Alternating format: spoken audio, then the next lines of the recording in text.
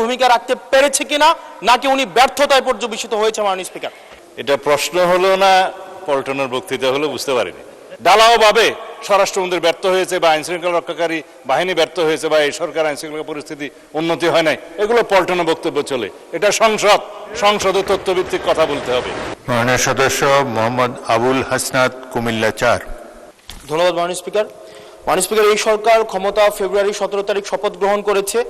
এর পূর্বের 6 মাসে ইন্টারিম গভর্নমেন্টের সময় প্রতিদিনে হত্যা হয়েছে, প্রতি মাসে হত্যার গড় ছিল 260 জন, যেটা বর্তমানে 311 জন। এই সরকার ক্ষমতা গ্রহণের পূর্বের 6 মাসে খুন হয়েছে 1780 জন, যেটা এই সরকারের 6 মাসে খুন হয়েছে 1789 জন। নারী ও শিশু নির্যাতন পূর্বের 6 মাসে ছিল 10,090 জন, এটি এই 6 মাসে হয়েছে 11,165 জন। পুলিশের উপরে হামলা হয়েছে 275টি, যেটি এই সরকারের প্রথম 6 মাসে হয়েছে 317টি।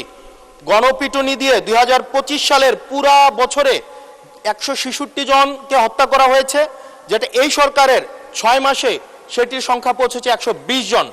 ব্রাহ্মণবাড়িয়াতে কনসার্ট বন্ধ করে দেওয়া হয়েছে, নৌকাবাজ বন্ধ করে দেওয়া হয়েছে। সেখানে মাননীয় স্বরাষ্ট্রমন্ত্রী বলেছেন যে ব্রাহ্মণবাড়িয়ার একটা কালচারাল একটা জেলা, সেই জেলায় নাকি গান বাজনা সিনেমা নাকি বন্ধের মতোই। আজকে আপনার মাধ্যমে মাননীয় স্বরাষ্ট্রমন্ত্রীর কাছে প্রশ্ন, এই 6 মাসে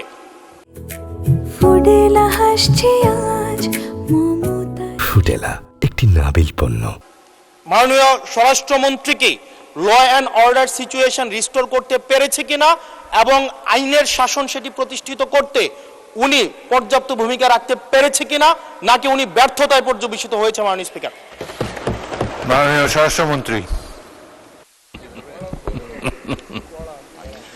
ধন্যবাদ মাননীয় স্পিকার। এটা প্রশ্ন হলো না পল্টনের বক্তৃতা হলো, বুঝতে পারিনি।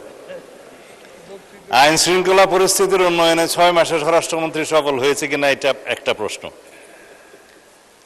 তারপরে ব্রাহ্মণবাড়িয়া জেলায় সিনেমা হল কেন নাই সেটা আরেকটা প্রশ্ন।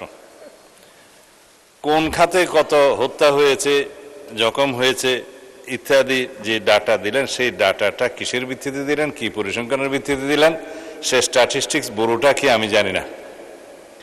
মানে স্পিকার, আইন শৃঙ্খলা পরিস্থিতির উন্নতি হয়েছে কি হয় নাই সেটা তো দৃশ্যমান। বাংলাদেশে আজ পর্যন্ত বর্তমান সরকার দায়িত্ব নেওয়ার পর থেকে এই মুহূর্ত পর্যন্ত যত হেনিয়াস ক্রাইম হয়েছে, অপরাধ সংগঠিত হয়েছে, 24 ঘন্টা 48 ঘন্টা ক্ষেত্র মতো 7 ঘন্টার ভিতরে অপরাধী গ্রেপ্তার হয়েছে, আইনের আওতায় আনা হয়েছে। এবং সামাজিকভাবে যে কোনো স্পেসিফিক ঘটনা যদি আপনারা বলতে পারেন, সেই স্পেসিফিক ঘটনা আমি 300 বিবৃতি দিতে পারবো।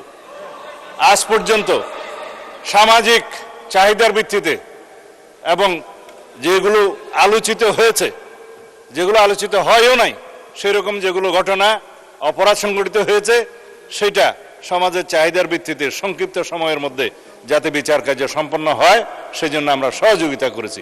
বিচার করার তো জুডিশিয়ারির কাজ। এইভাবে রামিসা থেকে শুরু করে রংপুরের ইদানিং 4টা যে হত্যা হলো সেই পর্যন্ত সমস্ত কিছু দ্রুততম সময়ের মধ্যে এই পুলিশ বাহিনী, আইন শৃঙ্খলা রক্ষাকারী বাহিনী গ্রেফতার করতে সক্ষম হয়েছে এবং আইনের আওতায় নিয়ে এসছে। এইখানে কোথায় কি ব্যর্থতা আছে বলতে হবে। মানে স্পিকার, স্পেসিক্যালি ঢালাওভাবে স্বরাষ্ট্রমন্ত্রী ব্যর্থ হয়েছে বা আইন শৃঙ্খলা রক্ষাকারী বাহিনী ব্যর্থ হয়েছে বা এই সরকার আইন শৃঙ্খলা পরিস্থিতি উন্নতি হয় নাই, এগুলো পল্টনের বক্তব্য চলে। এটা সংসদে তথ্যভিত্তিক কথা বলতে হবে। যদি কোনো স্পেসিফিক ঘটনার কথা আপনারা বলেন, সেই ঘটনার প্রেক্ষিতে আমরা 300 বিধিতে বক্তব্য দিতে পারবো মানে স্পিকার। কিন্তু যদি কাগজ নিয়ে বলা হয় এতটা হত্যা হয়েছে, এতটা খুন হয়েছে, সেটা তো কিসের স্টেটমেন্ট আমরা জানি না। আমরা গতবারও সংসদে আমরা 300 বিধিতে বক্তব্য দিয়েছি, স্টেটমেন্ট দিয়েছি এবং সংসদের জেনারেল আলোচনার মধ্যেও বলেছি, ডাটা দিয়েছি। তার মধ্যে আমরা প্রত্যেকটা পরিসংখ্যান করে প্রত্যেকটা অপরাধ ভিত্তিক চিত্র আমরা তুলে ধরেছিলাম। তখন কেউ বলতে পারে না মানে স্পিকার। সুতরাং যদি কোনো স্পেসিফিক ঘটনায় বাংলাদেশের আইন শৃঙ্খলা রক্ষাকারী বাহিনী বা স্বরাষ্ট্র মন্ত্রণালয় ব্যর্থ হয়েছে কি হয় নাই, সেই বিষয়ে যদি আপনারা নোটিশ আনেন, তখন আমরা ডিবেট করতে পারবো। ধন্যবাদ মাননীয় স্পিকার।